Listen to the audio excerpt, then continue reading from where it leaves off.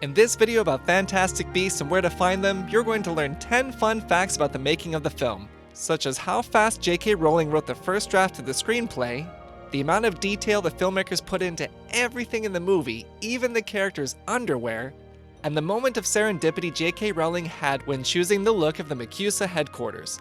Stay tuned to hear these fun facts and more as we go behind the scenes of Fantastic Beasts and where to find them. If this is your first time, consider subscribing and clicking the bell notification so you're always alerted when I post a new video. J.K. Rowling has spent more than 17 years creating the wizarding world inside her mind, and over the years she developed backstories for some characters not featured in the Harry Potter films, one of which was Newt Scamander. So when Warner Brothers asked her if she'd like to write a screenplay for Fantastic Beasts, she immediately went to work and was able to write a rough draft for them after just 12 days. Veteran Harry Potter director David Yates was given the screenplay to see if he might be interested in directing the movie. He was very interested to read the story, but he told the producer upfront that he didn't think he could direct it because he was still worn out after spending 6 years making 4 Harry Potter films. However, after reading the script, he immediately changed his mind. The amount of detail in J.K. Rowling's wizarding world is what makes her books so special, and the same can be said about the films as well. Every prop you see in the movie, from the maps on the tables, to the documents laying on the desks, down to the smallest slips of paper, were all highly detailed, just to help the world feel more real to the actors and the audiences. The same amount of detail also applies to what you don't see in the movie. For example, one time Ezra Miller opened up a desk drawer on set in between takes, and he saw that it was filled with archives of newspapers. Each newspaper had pages of articles, all fully written out, which nobody would ever see because the whole time they were kept inside a drawer. The level of detail didn't stop at the props, but also extended to the costumes as well.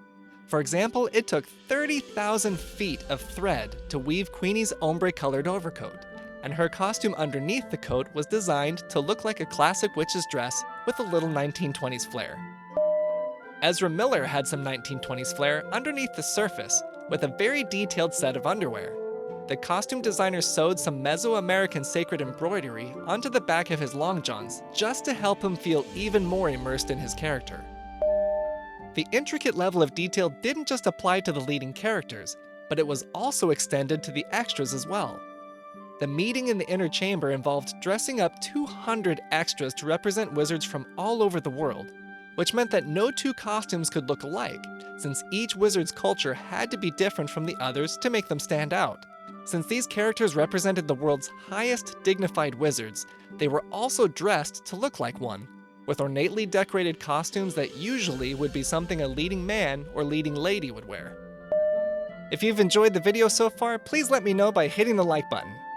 Working with hundreds of extras on set can also create a tedious inspection process to make sure everyone stays camera ready for each take.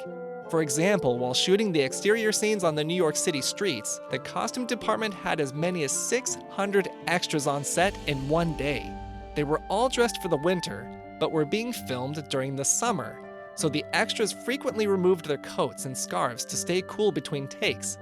This provided quite a challenge for the costumers because they had to inspect all 600 people before each take to make sure everyone was bundled up to avoid breaking the immersion of the scene.